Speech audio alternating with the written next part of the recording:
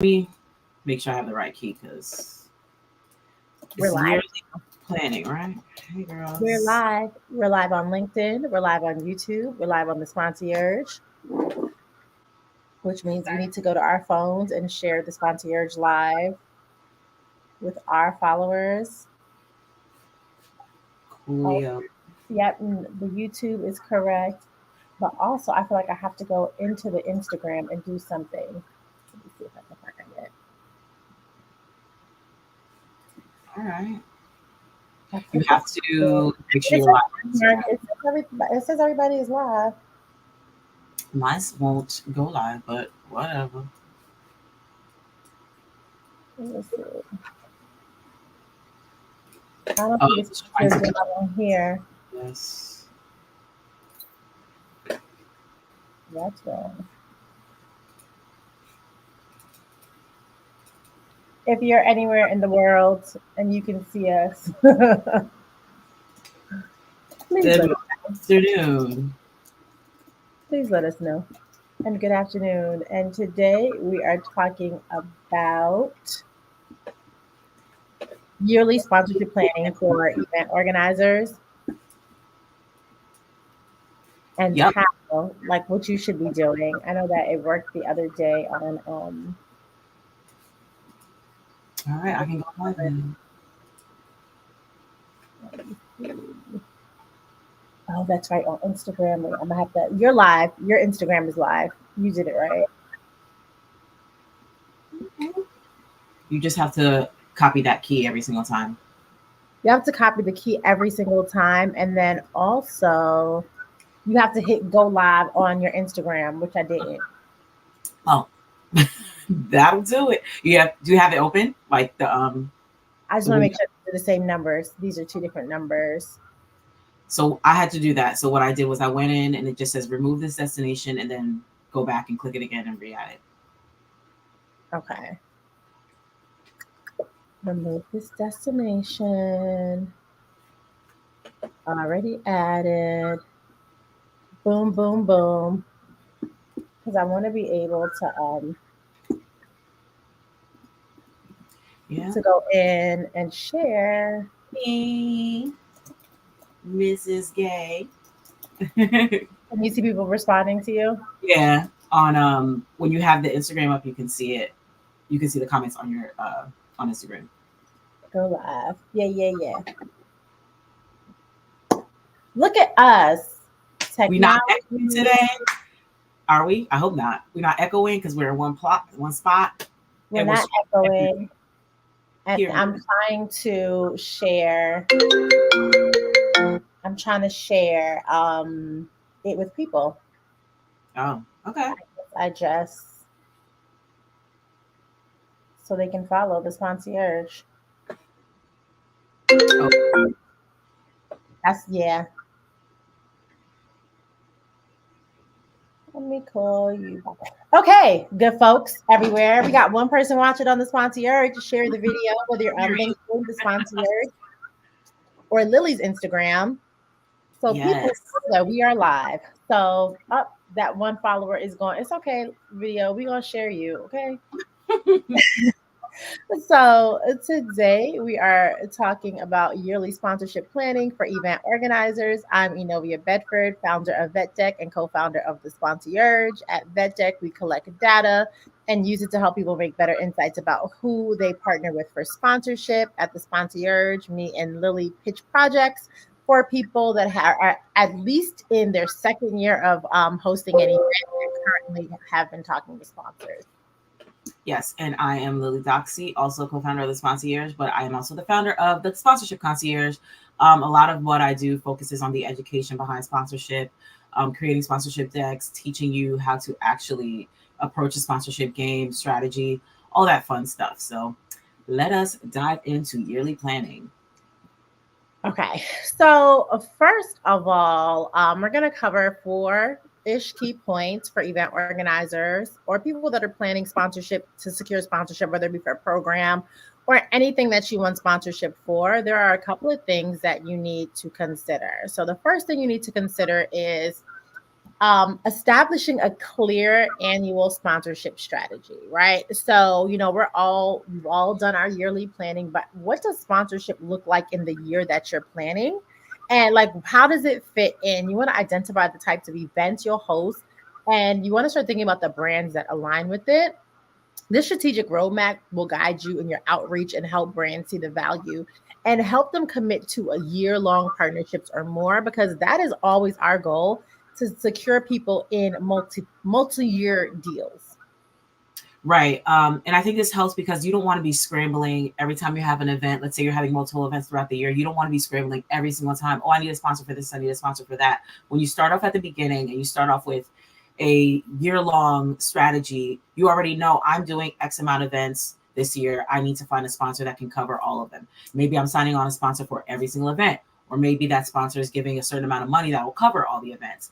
Or I know I need to work a little bit harder to get a sponsor for this event because maybe it's a little bit more high level. There's more people there, whereas there have more intimate event that might not need as much sponsorship. So having that sit down when you're doing your yearly planning for your business and adding in that sponsorship strategy is definitely going to make your life easier when it comes to doing events for the year.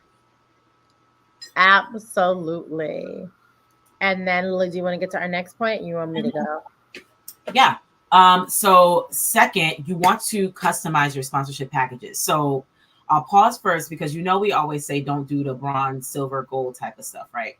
That's this is what we mean, but it's not what we mean. So when we say don't do like the bronze, silver, gold, like tier type of stuff, don't position that as what you're sending to the potential sponsor that you're reaching out to.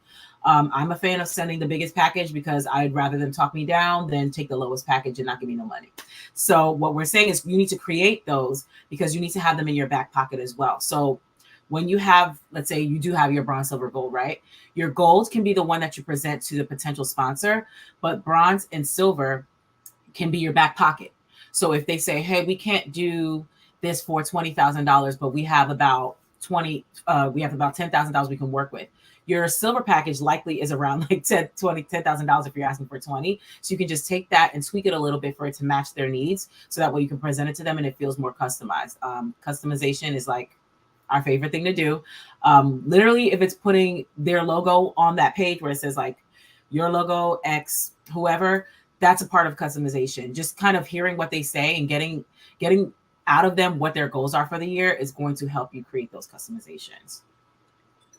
For sure. You definitely want to be flexible. I always say that as you're building out your package, those things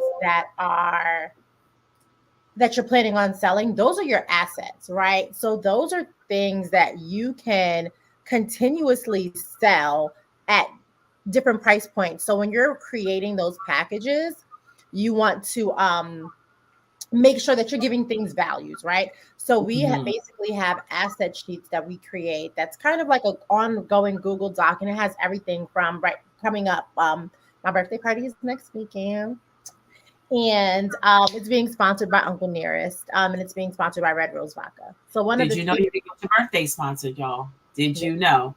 I know they can get their birthday sponsors, but I could get my. But if they pitch right, they could. If they pitch right, they could. If they pitch, I mean, and that's the thing that I've been doing probably since I was 25, and I'm going to be 40. And almost every birthday I've had since, minus COVID, has been sponsored by some kind of company in some kind of capacity, whether it's been a venue sponsor, usually alcohol, definitely gift bags, and all the things. And one of the assets that we're doing is pillows. So I'm getting Uncle Nearest pillows printed because they'll be around, they'll be cute, people will take pictures with them. So in my asset list, I have decor and all the things that I could put logos on besides step and repeats, right? Yeah. That's not the only logo thing that we want to have. So, I give that a value. I'm like, okay, it's going to cost me about, I think the pillowcases I'm doing 12. I think the pillowcases were like $10 for a pack of 2. And it costs $12 for me to get them screen printed locally, right? So it cost me about $120 to produce these pillows. But in a sponsorship package, that could be a $2,000 package. Because it's an asset, baby. Because it's an asset. Jamaica, we got 2 years on that. Jamaica says she needs to get her 50th party sponsor, and she said we got 2 years. We got 2 years to make it happen. She's I see a whole sit down dinner, vegan alcohol bar, all the things like. And then I have a company that's doing popsicles. So Pop Bar is going to do some custom pops for us, for like a little champagne toast situation. I'm not a cupcake girl. I'm not a cake girl. Is that a local company or is that nationwide? So it's nationwide, and they're actually a chain. And I work with the local owners, local franchisee owners are Black. So I work with them, and yeah, so that's one of the things that, we're getting sponsored. And so that would be under my food, right? On my asset list, customized treats. So you want to make sure that you're putting values, and after you're talking to these brands, that's when you're really, putting these numbers together. So I'm going to go ahead and get to point number 3. You want to build and leverage a strong online presence. So, of course, in today's digital age, a strong online presence is really a game changer. And you want to ensure your event has an active and engaging online platform and really robust social media presence. So, with that being said, I had a call yesterday with a brand because me and Lily are in a heavy pitch session right now for some clients. So, I was pitching an agency, 4 different projects among like 5 different brands. And for most of his brands, the biggest thing that they want is to be able to get content out of whatever they're doing. Yeah. So, of course, they want that in-person feel, but they also want content attached to it. Lily, I'm going to have you take over because my doorbell is ringing. Yeah. So like what you were saying about having assets, social media is definitely going to be an asset for you. We sell it. We sell it as something that's like an asset where people come in, they can come in and buy, having your social media audience, having access to your audience, especially if you have a super engaged audience, it's really helpful. If you've done sponsorships before and if you've done brand partnerships on your social media, that's super helpful also because it kind of serves as your resume. Because usually when you pitch something and people come in and they want to get something from you, they tend to look you up on social media. That's like the Google, quote unquote. Because if they'll Google you, they'll probably go on Instagram, they'll go on TikTok, they'll go wherever to find what you do on social media. So it's super important that you keep your social media, you build some sort of social media presence. That doesn't mean that you have to have a bajillion followers to have sponsorship. It's just kind of making sure that you're nurturing the social media presence that you currently have right now, whether it's 100, whether it's 1 million. It's better to have an engaged audience of people, and then instead of just like dead robots that aren't even engaging with your posts or your lives or anything that you do. So building an online and a strong online presence is super, super important. Also, so I'm going to answer your question, Chanel, too, after this last point. So the 4th point we have is establish post-event evaluation and feedback mechanisms. So when you do an event, I think sometimes we fall into the trap, not a trap. Let me not say trap. I'll rephrase that. I think when we do social media, when we do events, and after the event, we don't always follow up with our sponsors. So post-event and feedback is super, super important, especially for the people that you are hoping to have sponsor your next event the next year, the next month, whenever. It's always great to send a recap. The recap is going to definitely help the sponsors see where their money went because it's almost like a report of their return on their investment. It helps gather that feedback for the sponsor so that way they can see, okay, was this beneficial for us to put some money in and to sponsor, especially since maybe if it was maybe you were a new sponsee for them. They want to definitely make sure that their money went to the right place. You'll be able to provide insight for them. Also, if you have feedback from any attendees, that's super helpful too, because that helps you understand what you're doing with your event and what's actually clicking, what's working for everybody, if people actually liked it. Even if they have feedback for the sponsor that was there. Like sometimes there's like booths. If you have your activation, they have the activation booths. They're there activating. Once they're there, you can ask them their opinion. Let's say you had a liquor brand there and said like, oh, did you enjoy the activation from XYZ liquor brand? If they can give you that feedback, that's great. You can pass that over to that same sponsor and they can say like, oh, our attendees were super, super engaged with wanting to have this liquor. They really liked it. They really liked the activation. It's super helpful because it helps you build your strategy for the next event that you have. And it shows that these sponsors have actually got some value out of the investment they put in for you. So those are the 4 points that we had. So I'll recap because I don't know if Inovia's going to hop back on, but I'll recap. We have point one, we were establishing a clear annual sponsorship strategy. 2, customizing your sponsorship packages. 3, building and leveraging your strong online presence. And 4, establishing a post-event evaluation and feedback mechanism. So that's the 4 points we want to go over for your yearly planning. And I'll go back in and look to see if you had any questions. Oh, so what if it's an inaugural event? Yes, that's a good question. Inaugural events, it's not to say you can't get a sponsor with an inaugural event. It just has to be, you have to kind of have enough budget to pull off the event without sponsors. Because sometimes we find people, even if they're doing it the first go out, they want to get sponsors immediately. And that's not always how it works, especially if it's the first one.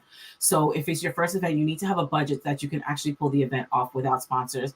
You also need to be willing to take on some in-kind sponsorships. We've had people who were very heavily focused on monetary, and sometimes monetary isn't always going to be the first thing they do, especially if it's going to be your first event and it's their first time working with you.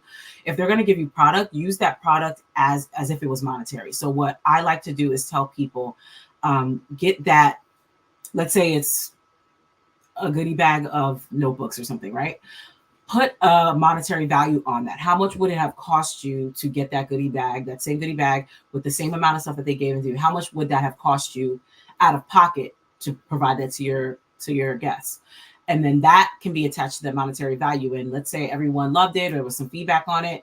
You can do a little case study. You can put a case study together and make a little slide that goes into the next pitch deck you do and say, like, we partnered with blah, blah, blah brand, and here's what we were able to do. Get some feedback on those bags, get pictures of people with the bags playing with the stuff in it. Those are the kind of things that you can make it sound monetary, even though it was in kind, but that's like your first step into it. They want to see how are you working with the free stuff they gave you before we start investing fully. And that's why it's super important for that recap deck for you to add in that kind of stuff. Especially if you've had, if you're pitching to other sponsors who may not have sponsored yet, but they're looking at what you've done previously, those things are going to be super, super helpful because they're going to see, okay, I worked with XYZ brand and this is what they were able to do with them. So why not partner with this person? It's usually helpful if you partner with somebody before for other sponsors to come on, but an inaugural event is never going to knock you out completely from having sponsors. It just might not be as big of a monetary amount as you might expect for a conference that's been going on for a couple of years. Hope that answered your question. If you have any other questions, you can just throw them in the chat, or I can easily end it and y'all can review it later.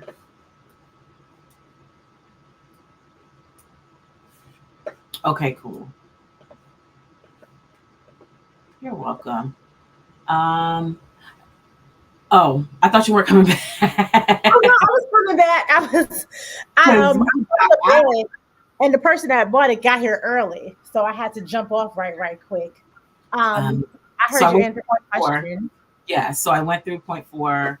I don't know if you want to add color to it, but I talked about the post-event recap that we always emphasize people to have. Always. I did a Patreon yesterday, and I was saying how years ago when I was still in New York, I did a deal with Arizona Iced Tea, and I send my recaps in 48 hours. Most event organizers, if you do it 2 weeks later, that's fine.